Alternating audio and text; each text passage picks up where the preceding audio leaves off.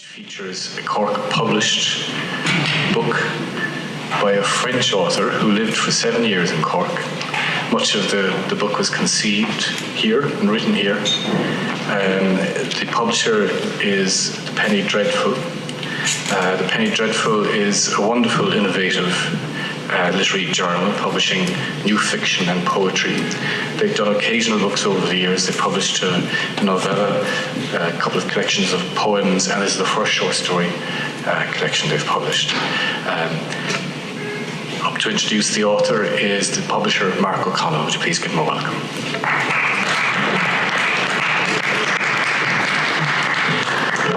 Hello everybody, my name is Mark O'Connell. I am the publisher of both the Penny Dreadful magazine and its publishing arm, the Penny Dreadful Press. So the author I'm very, very briefly introducing, and I do very, very short introductions because I cannot do introductions properly. I end up insulting the audience eventually. So is Armel Dagorn. This is our first collection of short fiction. As Pat said, it's our fourth book. I noticed an interesting coincidence when I was driving in earlier on, which is that everyone we published actually appeared in the first issue of our literary magazine. So if you want to see what we're going to do in the future, buy the first issue. You can just follow that as we go along. So I'm just going to briefly read Armel's biography and have him come up. So Armel Dagorn lives in Nantes, France, with his young son Elwan and his partner Liz. After spending most of his 20s teaching English in Ireland, his writings appeared in magazines such as The Singing Fly, Tin House, Online, 3am Magazine, The Lonely Crowd and Unthology, The Penny Dreadful, and his debut short story collection is published by us. It's called the Proverb Zoo, and it is available over there afterwards for the low, low price of €10, and there's free wine as well, so you should drink that too. So I'm going to introduce Armel. He's going to read for about 20 minutes, and then we're going to do like 10 minutes of questions afterwards, if that's okay with everyone. So, Armel Dagorn.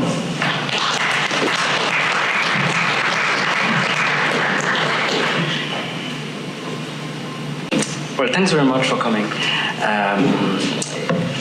It's really nice to be here, I suppose, because the Cork Short Story Festival is probably the first place where I saw people talking about fiction, actually, and about writing. And I actually volunteered years ago here, and I attended it as a reader for a long time. And so it's quite nice, to be here. And as I was saying earlier, actually, I spent quite a lot of time actually here physically in this library writing, because I used to live just across the river. So it's it's quite like home, I suppose, a literary home in a way. So I'm going to read the first story in the book, which is called A Slow, Unstoppable Devouring of Everything. So here we go. The moment Hans saw the postcard-sized, paint-by-number picture of a Labrador on his manager's desk, he knew he was in trouble. The frame was expensive-looking and made of dark, exotic wood. It was turned slightly towards him, so he could see it, but still think the picture was placed there for Mr. Ashfeld's own viewing pleasure. Of course, feeling like you were in trouble seemed to be the norm when asked into the manager's office. The point of the whole thing, even. You had to squirm in the chair, looking nervously at the walls, at the pencil can on the desk.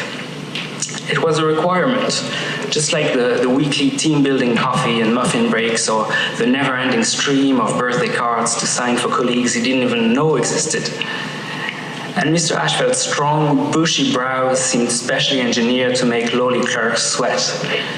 There was nothing as soul-shaking as being on the phone with a nitpicking prospective client, answering questions about room sizes, seasonal rates, or discount codes while the call time clock ticked on, and feeling the man's stare zero in on you. Hans sometimes felt Mr. Ashfeld had climbed his way to his current position by the sole strength of those eyebrows. This time felt even more ominous than usual. That chat about a new platinum customer desk opening was clearly nothing but a shameless excuse to have him come into the office. Mr. Ashfeld seemed to be struggling to find facts to give Hans, as if he were trying to put off talking about another subject. Hans sifted through the previous days for a flaw or gaffe his manager might have picked up on. His eyes wandered the desk, landing on the frame, the pen holder, stray paper clips, then back to Mr. Ashfeld.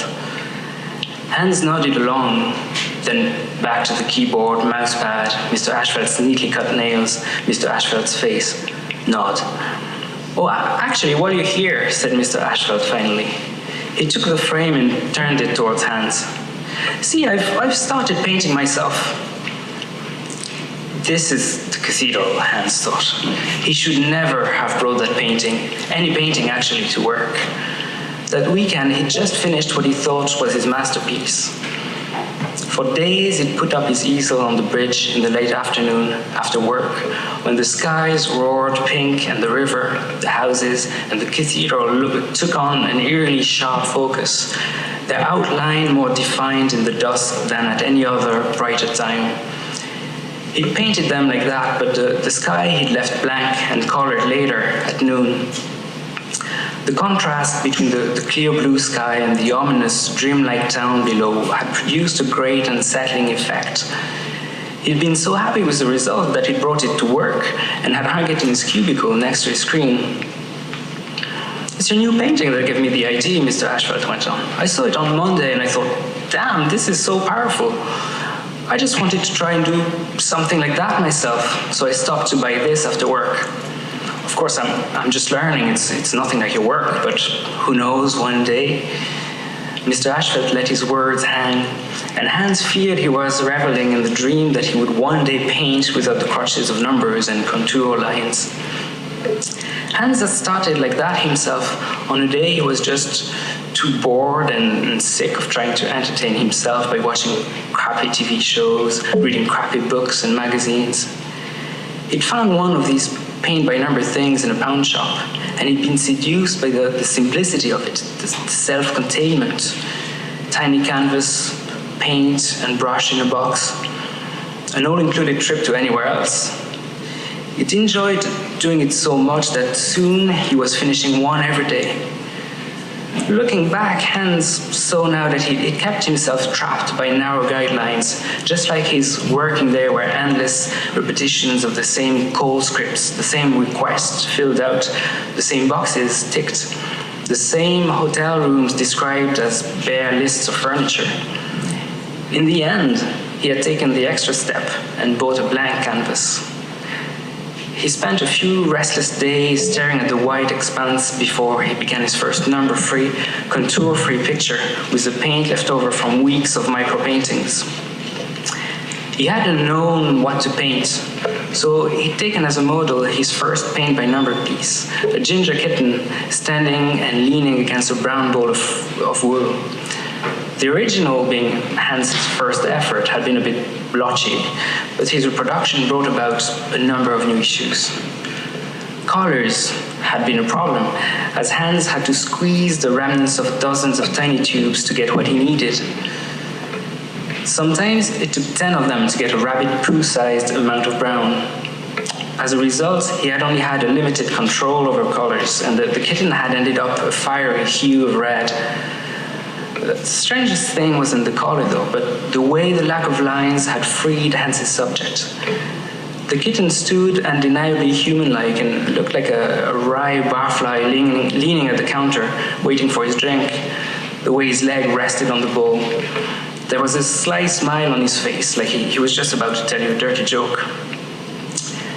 Hans laughed when he'd finished the picture. What freedom there was in this. No boxes to fill, no script or guidelines to follow. The next day, he'd stocked up on canvases and proper paints and brushes. And that was when the obsession began in earnest. That was when he'd started looking at the world and everything around him as potential material. Even in the office now, he looked away from the screen and got lost in thought, seeing the patterns the partition walls formed, the clean-cut contrast of blue carpets on the white wall and green styrofoam ceiling. During one of his daydreams, his wandering eyes had landed on Jonathan, across the aisle and through the dusty leaves of plastic ferns, staring at him, enraged. As manager of the help desk, there wasn't much Jonathan could do to hound him. Hans had been there too long, and unlike his mostly younger, more careless colleagues, he rarely needed to put the customer on hold to check some technicality with the help desk. While everyone on the floor whispered to each other their own scary tales of being shouted at by Jonathan, Hans had hardly ever heard the man's voice, as if he worked outside of the petty help desk manager's little radius of power. Hans sometimes felt as dense and pointless as a megalith in the midst of these revolving generations of young, careless sales assistants talking about their dreams of round-the-world trips, of rock and roll stardom, of start-upping the heck out of there. These fantasies they eventually forgot, or funded in the few months they stuck around, reaching their monthly targets by omitting much about cancellation policies, to over-trusting old ladies, or hanging up onto hesitant collars. Hans only had 10 or 15 years on these kids fresh out of school, but they made him feel a generation older. Their exuberance, the way they talked hectically, as if there was always someone to impress, a girl or boy to get, had played a part in Hans looking for a hobby. He wanted to get that much about something.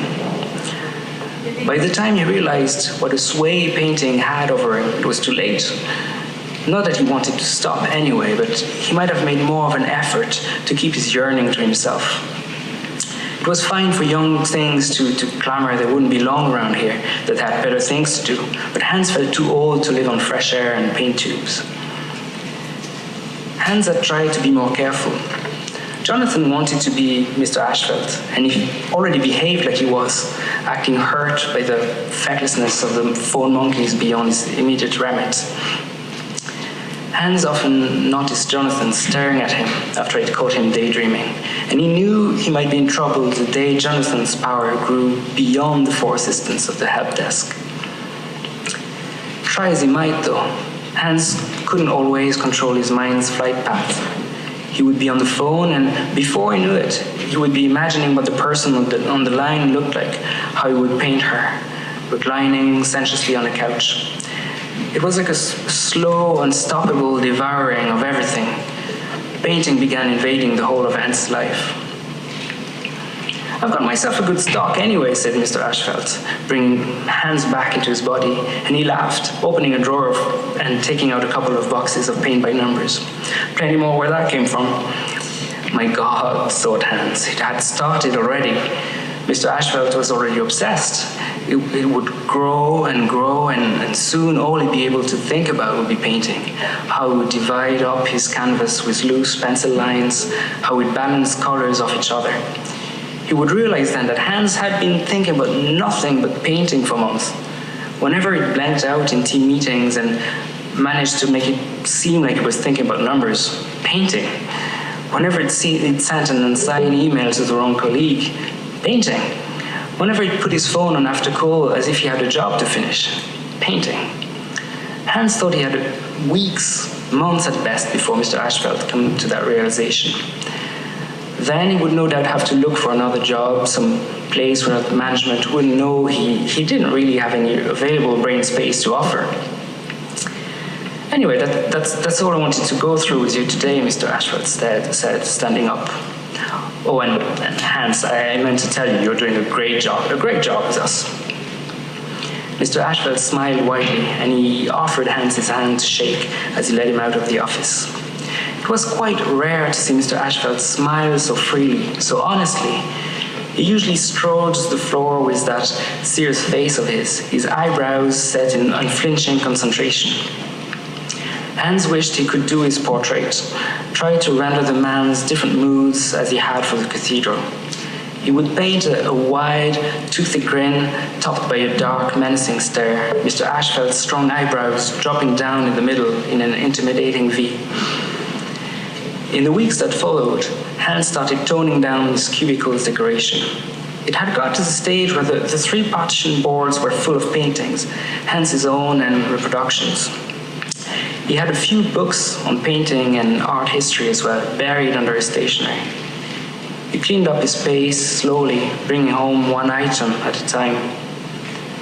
He wanted Mr. Ashfeld to think that he wasn't that mad about painting anymore, or at least that he was cutting back on it, but he didn't want to be too obvious because of the talk they had. He just kept one of his small paintings and a couple of reproductions. He reluctantly tacked up funny pictures colleagues had sent him in group emails, silly cartoons that didn't really make him laugh, but might help give the impression he wasn't such a monomaniac after all. Still, Hans got the feeling his manager was onto him.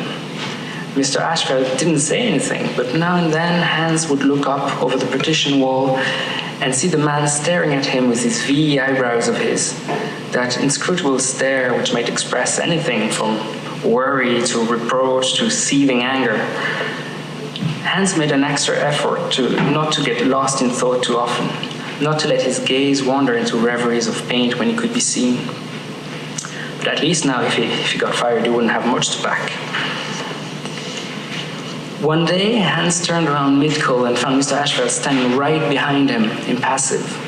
The man on the phone had been talking about New York, and of course Nantes were mentioned, and the American's southern drawl made Hans think of dreams of packing up, of fleeing free. Hans pictured the tall, misty-topped skyscrapers, fleshed out the small, suitcase-clutching silhouette, scared but undeterred at the bottom of the glass canyon. What hues? Street in first on blue, Hans thought, moving up to striking cyan, then a bowler-hat grey abyssal sky. Excuse me? That's when Hans turned around, sensing a lurking behind him. Mr. Ashfeld's face unfathomable. He forced himself back on script, his face stuck to the screen as he filled in colorless box after box. When Mr. Ashfeld asked him into his office again, Hans sat across from his manager, more nervous than he'd ever been in that seat before.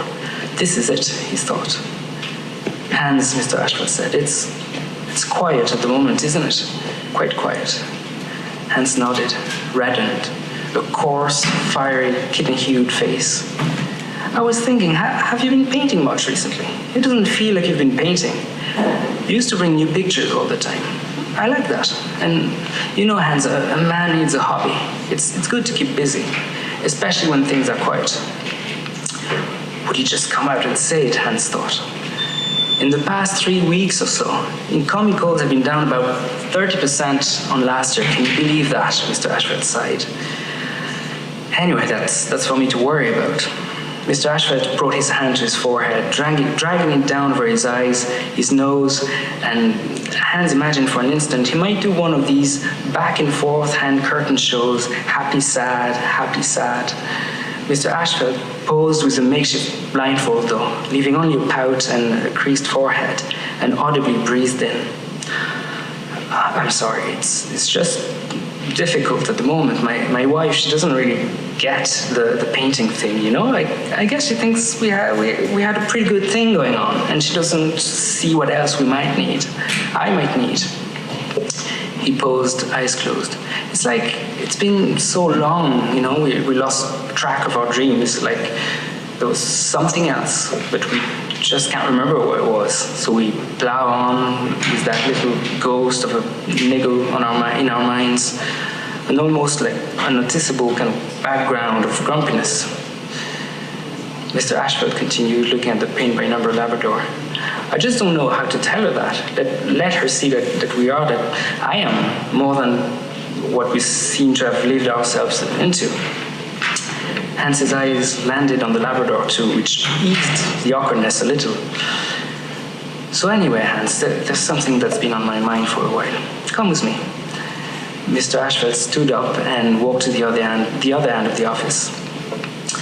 For a second, Hans thought about not moving, as if stubbornly staying in his seat might stall what was to come. Then he got up and followed his manager to a large blank canvas which stood on an easel in a corner. He'd caught a glimpse of the white square when he'd come in, but he had taken it for a flip chart. Hans, I want you to paint. You're a gifted man. You need to give your talent breathing room. Plus, I'm transitioning from paint-by-number to blank canvas at the moment, and I'd love to see how you work. I'll tell Jonathan to pick up the slack with his team if needed. What do you think? You can paint all day, paint anything. Hans felt his eyes moisten. He looked at Mr. Ashford's face, his wide grin, his eyebrows which were now rising up in the middle, as if mirroring the bracket of his mouth. His whole face was happy, free of any trace of worry or anger. Anything? Hans asked, picking up the brush. Thank you.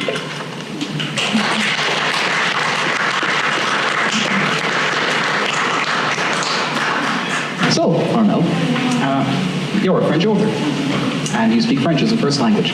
And something I ask you literally every time we speak is, you write, the vast majority of your literary output is in English. So, do you find it easier to write in an adopted language?